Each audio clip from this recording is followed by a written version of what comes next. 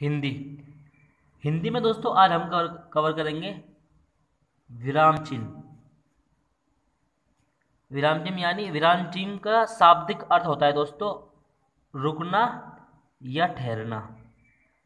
विराम चिन्ह का शाब्दिक अर्थ होता है वो होता है रुकना या ठहरना। जिस तरह हम काम करते समय बीच बीच में रुकते हैं, जिस तरीके से हम काम करते समय बीच बीच में रुकते हैं और फिर आगे बढ़ते हैं, वैसे ही लेखन में भी विराम की आवश्यकता होती है। श्री कामता प्रसाद गुरु ने विराम चिन्हों की संख्या 20 बताई है। इसने श्री कामता प्रसाद गुरु ने विराम चिन्हों की जो संख्या है टोटल कितनी बताई है? टोटल 20 बताई है। तो दोस्तों इस वीडियो में हम देखेंगे कि कौन कौन से विराम चिन्ह है, किस तरीके से उनकी आकृति किस तरीके से बनते हैं और उनका उपयोग कहाँ कहाँ पर होता है। जैसे कि दोस्तों आपको पता है हम जो भी चीज़ लेते हैं बिल्कुल बेसिक तरीके से लेते हैं। यदि आप हमारे चैनल पर नए हो तो हमारे चैनल को सब्सक्राइब करें और साथ ही बेल आइकन को भी दबाएं, ताकि जब भी हम कोई वीडियो अपलोड करें सबसे पहले आपको उसकी नोटिफिकेशन प्राप्त हो जाए। वीडियो को लाइक और शेयर करना ना भूले। चलो दोस्तों आगे बढ़ते हैं। सबसे पहले देखते हैं दोस्तों अल्प विराम। दोस्तों सबसे पहले क्या है? अल्प विराम। जो अल्प विराम है हमारा दोस्तों वो किस तरीके का बना होता है? अल्प विराम का जो सिंबल होता है, चिन्ह होता है, वो इस तरीके का बना होता है, हल्का सा ऊपर से मुड़ के नीचे को आया होता है। फिर आता है दोस्तों अर्धविराम। अर्धविराम में दोस्तों एक ऊपर जीरो सी होती है और फिर बिंदी लगा होता है ऊपर, और फिर नीचे बिल्कुल सेम अल्प विराम का चिन्ह बना हुआ होता है। फिर आता है दोस्तों पूर्ण विराम। दोस्तों हमारा जो पूर्ण विराम है इसका उपयोग बहुत ज़्यादा होता है, इसलिए दोस्तों ये बहुत ही इंपॉर्टेंट है। दोस्तों हम आगे बढ़ेंगे ये इनका उपयोग कहाँ कहाँ किस तरीके से किया जाता है। अभी तो मैं आपको चिन्ह बता रहा हूँ। अब फिर दोस्तों हमारा प्रश्नवाचक चिन्ह। प्रश्नवाचक चिन्ह का जो सिंबल होता है वो दोस्तों वो कुछ इस तरीके का बना होता है। फिर दोस्तों हमारा आश्चर्य या विस्मयादि चिन्ह वो इस तरह का बना होता है। फिर है दोस्तों निर्देशक, इंग्लिश में से दोस्तों डैश भी किया जाता है। वो दोस्त तरीके से हमारा किस तरीके से बना होता है? वह हमारा इस तरीके से बना होता है, बहुत ही लंबा सा बिल्कुल बीचों बीच डंडा होता है। दोस्तों इसके दो नाम हो रहे हैं, संयोजक चिन्ह भी कहा जाता है इसको, और दोस्तों इसको समामासिक चिन्ह भी कहा जाता है। चलो दोस्तों आगे देखते हैं कोष्टक। कोष्टक दोस्तों तीन प्रकार के होते हैं। एक तो दोस्तों छोटा कोष्टक, एक होता है मंझला कोष्टक, एक होता है बड़ा कोष्टक। दोस्तों जो छोटा कोष्टक होता है वो कुछ इस तरीके का प्रकार का होता है, जो मंझला होता है वो इस तरीके का होता है, और जो बड़ा कोष्टक होता है दोस्तों वो इस तरीके का होता है। इसके बाद देखते हैं दोस्तों अवतरण चिन्ह। दोस्तों अवतरण चिन्ह इस तरीके से होता है, इनका जो उपयोग होता है वो किसी इंपॉर्टेंट बात को बीच में हेडलाइट करने के लिए होता है। दोस्तों वो सारी की सारी बातें हम किसका उपयोग कहाँ पर होगा और किस तरीके से इनका उपयोग किया जाता है वो बिल्कुल सारी बातें हम बिल्कुल आगे बढ़ेंगे विस्तार पूर्वक। अल्प विराम या अपूर्ण विराम। विवरण चिन्ह। पुनरुकित सूचक चिन्ह। लाघव चिन्ह।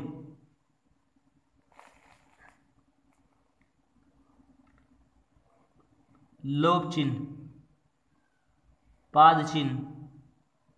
पाद बिंदु। दीर्घ उच्चारण चिन्ह। हस्पंद चिन्ह। टीका सूचक चिन्ह।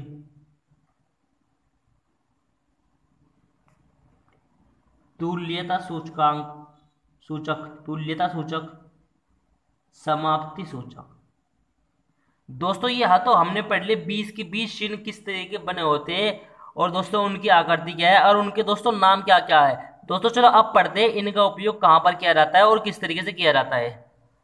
चलो दोस्तों आगे बढ़ते हैं। दोस्तों हमारा था पहला पूर्ण विराम। इस चिन्ह का उपयोग प्राचीनतम विराम चिन्ह है। इस चिन्ह का हिंदी का प्राचीनतम विराम चिन्ह है। जो ये चिन्ह है हमारा पूर्ण विराम, ये हिंदी का प्राचीनतम चिन्ह कहते हैं। दोस्तों इसको प्राचीनतम विराम चिन्ह भी कहा जाता है। प्रश्नवाचक और विस्मयादि बोधक वाक्यों को जोड़कर अन्य सभी प्रकार के वाक्यों के अंत में किया जाता है।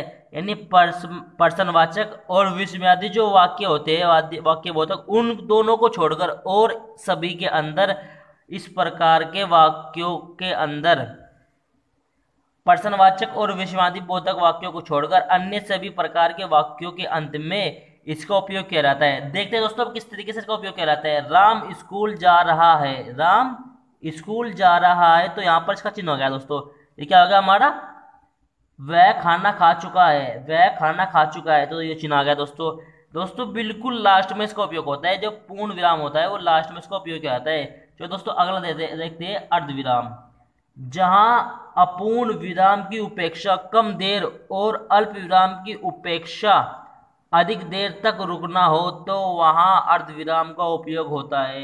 यानी जो अपूर्ण विराम है उसकी उपेक्षा तो कम और जो अल्प विराम है उसकी उपेक्षा अधिक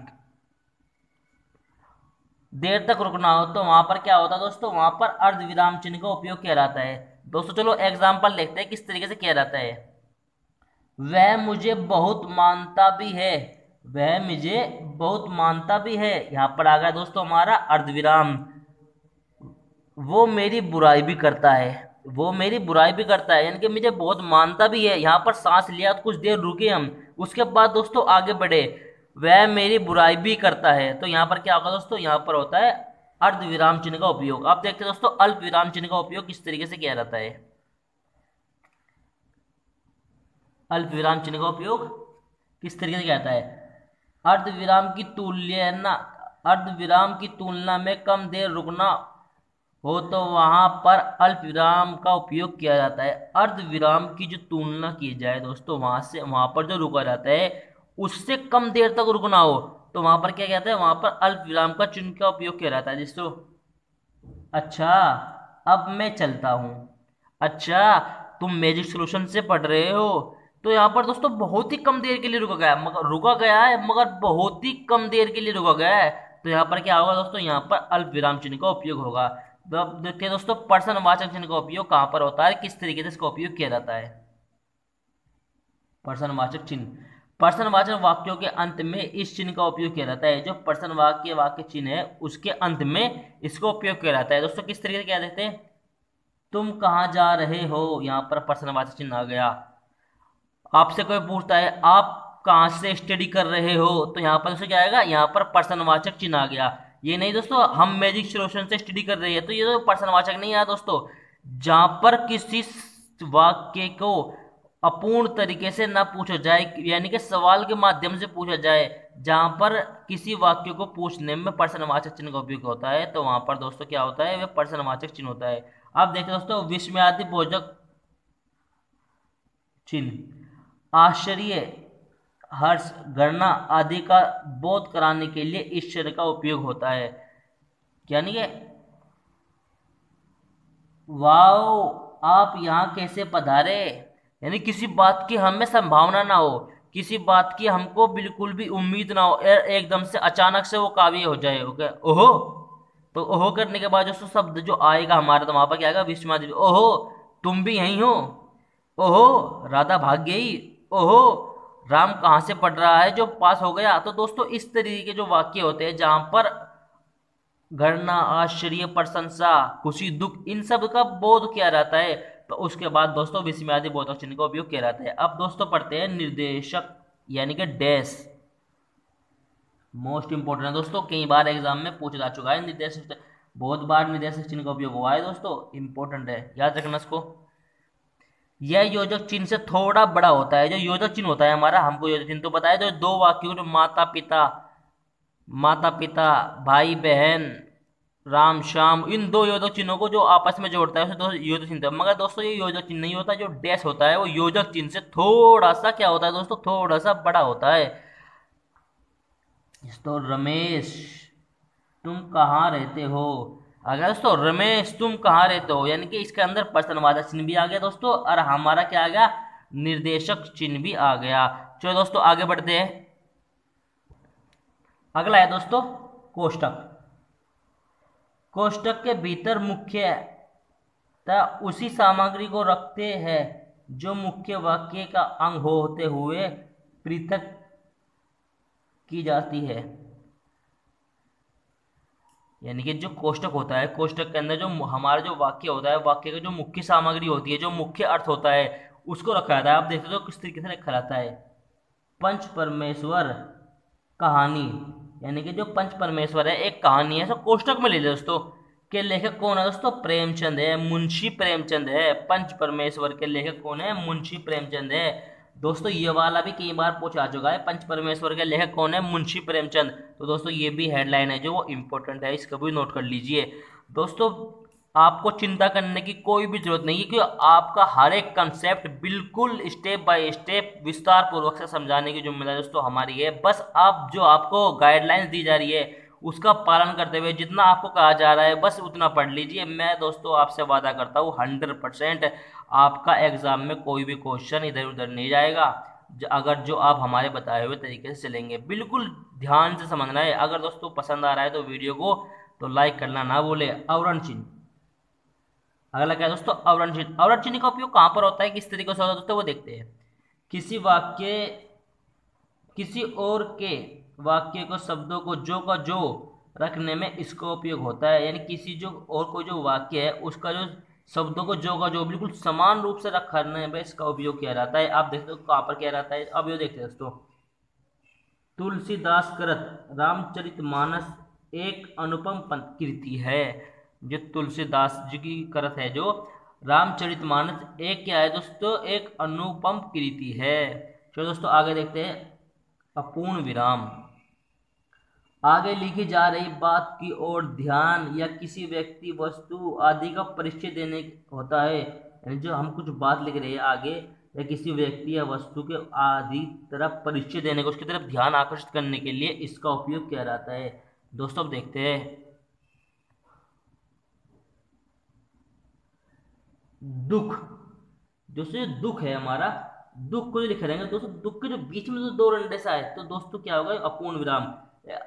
यहाँ पर इंपॉर्टेंट बात दी है दोस्तों, वितर्क संधि में अधिक उपयोग होता है। जो हमारा अपूर्ण विराम चिन्ह है, जो हमारा अपूर्ण विराम चिन्ह है उसका जो उपयोग होता है दोस्तों वो कहाँ पर होता है? विसर्ग संधि में अधिक इसका उपयोग किया जाता है। आगे बढ़ते हैं दोस्तों। विवरण चिन्ह, किसी वाक्य या व्यक्ति के बारे में कुछ बात हो या महत्वपूर्ण बात बतानी हो, किसी व्यक्ति या वाक्य के बारे में कुछ महत्वपूर्ण बात हो या उसे महत्वपूर्ण बात को बतानी हो या कुछ हमें समझाना हो तो इसके अंदर विवरण चिन्ह का उपयोग किया जाता है। जैसे मेहनत से सब कुछ मिल सकता है, मेहनत से सब कुछ मिल सकता है। यहाँ पर आने के बाद दोस्तों यहाँ पर क्या दिया? विवरण चिन्ह दिया।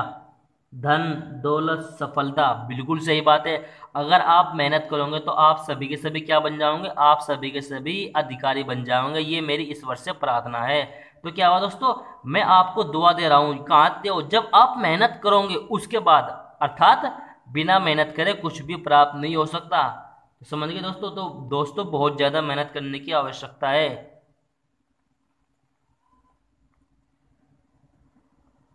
पूर्णरूपित सूचक, शब्द या वाक्य की पूर्णरूपी बचाने में इसका उपयोग होता है। शब्द या वाक्य होता है जो उसकी पूर्णरूपी होती है उसको बचाने में इसका उपयोग होता है। जिस तरह से महात्मा गांधी ने कहा, महात्मा गांधी ने कहा, क्या कहा? उस बात को हम क्या करेंगे? उसको हल्के हल्के से दो बिंदु लगा देंगे ऊपर, सत्य ही ईश्वर है। तो दोस्तों यहाँ पर इसका क्या हुआ? यहाँ पर इस चिन्ह का उपयोग हो गया। यानी कि महात्मा गांधी ने कहा, क्या कहा? सत्य ही ईश्वर है। इस तरह के दोस्तों जो वाक्य होते हैं, जो सेंटेंस होते हैं, इसमें इनका उपयोग किया जाता है। दोस्तों अगला है हमारा लाघव। लाघव चिन्ह मोस्ट इंपोर्टेंट है दोस्तों, कई बार एग्जाम में इससे पूछा जा चुका है। लाघव चिन्ह क्या होता है, इसका उपयोग कहाँ पर किया जाता है, किस तरीके से किया जाता है? दोस्तों आम साधारण भाषा में दोस्तों हम इसका उपयोग बहुत करते हैं, मगर दोस्तों हमको पता नहीं है। मगर आज के बाद अब हमें पता लग जाएगा हम उस शब्द को इस तरीके से क्यों लिखते हैं। किसी शब्द का संरक्षित रूप लिखने के लिए इसका उपयोग किया जाता है। यानी साधारण भाषा में कहा जाए, किसी शब्द को शॉर्ट में लिखने में, यानी कि पूरा ना लिखकर हल्का सा शॉर्ट लिख दिया ना, वो क्या होता है? हमारा लाघव चिन्ह होता है। दोस्तों लाघव चिन्ह का उपयोग होता है इसमें। जिस तरह पढ़ते हैं हम यहाँ पर पटना नगर निगम, ये सब दिया है। दोस्तों हम क्या करेंगे? यहाँ पर पे बनाया और हल्का सा उसके आगे एक जीरो बना दी, ने बनाया उसके आगे जीरो बना दी, और फिर नी बनाया उसके आगे जीरो बना दी। तो दोस्तों हमने शॉर्ट में लिख दिया, इसको शॉर्ट में पढ़ाते हैं पटना नगर निगम। दोस्तों जहाँ पर इस तरीके से होता है, जो डॉक्टर होता है, डॉक्टर के आगे हम हल्का सा जीरो बना देते हैं तो डॉक्टर बन जाता है हमारा। तो क्या हुआ दोस्तों? यहाँ पर हमारा जो चिन्ह हमने जो किया है तो वो क्या है? लाघव चिन्ह का उपयोग किया है इसके अंदर। अब समझ गए दोस्तों। जो बहुत से आगे शब्द बने होते हैं, शब्द के आगे हल्का सा जीरो बना हुआ होता है, जीरो आकृति का बना होता है, अंडा आकृति का जो बना हुआ होता है दोस्तों, ये ना तो जीरो है ना अंडा है दोस्तों। ये हल्का सा इस तरीके से बना होता है, चौड़ाई के आकार में, लंबाई के आकार में बना होता है इस तरीके से। इसको दोस्तों क्या कहते हैं, इसको दोस्तों लाघव चिन्ह कह जाते हैं। अब समझ गया दोस्तों आप लाघव चिन्ह का उपयोग क्या होता है। चलो दोस्तों आगे बढ़ते हैं। अगला है दोस्तों लोप चिन्ह। जब वाक्य या अनुच्छेद में कुछ अंश छोड़कर, यानी हम कुछ वाक्य लिख रहे हैं, सेंटेंस लिख रहे हैं, उसमें कुछ अंश छोड़कर लिखना हो तो इसका उपयोग होता है। यानी कि यहाँ पर हल्की सी बात छोड़नी हो, इसका जब उपयोग किया जाता है। अब किस तरीके से किया जाता है दोस्तों वो देखते हैं। एग्जाम्पल है दोस्तों, परीक्षा की घड़ी आ गई। किसकी, परीक्षा की घड़ी आ गई। हल्का हल्का सा डैश डैश डैश करके आगे कुछ बात लिखते हैं, हम करेंगे या मरेंगे। बिल्कुल सही बात है। अब परीक्षा की घड़ी आ गई, या तो पास होना है या फेल होना है। नहीं दोस्तों, बस पास ही होना है, समझ गए। फेल कोई नहीं होगा यहाँ पर, क्योंकि दोस्तों जो मेहनत करता है उससे फल अवश्य मिलता है। उसके बाद दोस्तों पाद चिन्ह। वाक्य में महत्वपूर्ण शब्द पाद या वाक्य को चिन्ह द्वारा समझाया जाता है। जो वाक्य में महत्वपूर्ण चिन्ह होता है, जो शब्द होता है, उसको दोस्तों क्या होता है, उसके नीचे हल्का सा गाइडलाइंस दी रहती है, हल्का सा डंडा दिया होता है, उससे क्या कहते हैं दोस्तों, हम पाद चिन्ह कहते हैं। इस तरीके से गोदान उपन्यास प्रेमचंद द्वारा लिखित सर्वश्रेष्ठ कृति है। क्या है, गोदाम जो है, जो गोदाम, उसके नीचे हल्का सा हमने चिन्ह लगा दिया। दोस्तों आपको मैंने पहले बताया था, ये योजक चिन्ह से हल्का सा बड़ा होता है, इसे क्या कहते हैं दोस्तों, पाद चिन्ह कहते हैं। हस्बंद दोस्तों मोस्ट इंपॉर्टेंट, ये भी दोस्तों कई बार एग्जाम में पूछा जा चुका है। इस चिन्ह का उपयोग कहाँ पर होता है और किस तरीके से किया जाता है। जब किसी वाक्य में कोई शब्द या अक्षर लिखने में छूट जाए, यानी जब हम कुछ वाक्य लिख रहे हैं, कोई शब्द या अक्षर लिखने में छूट जाता है तो इस चिन्ह का उपयोग किया जाता है। अब देखते हैं दोस्तों इसका चिन्ह का उपयोग कहाँ पर और किस तरीके से होता है। स्वतंत्रता हमारा अधिकार है। क्या है दोस्तों, हमने हमारे पे लिखने में छूट गया, क्या छूट गया दोस्तों, जन्मसिद्ध। तो दोस्तों हम हल्का सा इस तरीके से बना के हस्बैंड को ऊपर की तरफ 24 तरीके से दोस्तों ये बनता है सिंबल, इस तरीके सिंबल बना के उसको ऊपर लिख देंगे तो अब बन गया हमारा स्वतंत्रता हमारा जन्मसिद्ध अधिकार है। तो दोस्तों इस तरीके से वाक्य के बीच में जो कुछ शब्द छोड़ जाता है दोस्तों, हम ऊपर डैश इसकी तरह हस्बैंड चिन्ह का लगाकर ऊपर लिखते हैं। हस्बैंड चिन्ह को दोस्तों हम, हस्बैंड चिन्ह होता है हमारा, ऐसा त्रुटि विराम भी कहा जाता है। जो हस्बैंड चिन्ह होता है उसको हम क्या कहते हैं दोस्तों, त्रुटि यानी गलती, त्रुटि विराम भी कहा जाता है। तो दोस्तों आज की वीडियो में बस इतना ही।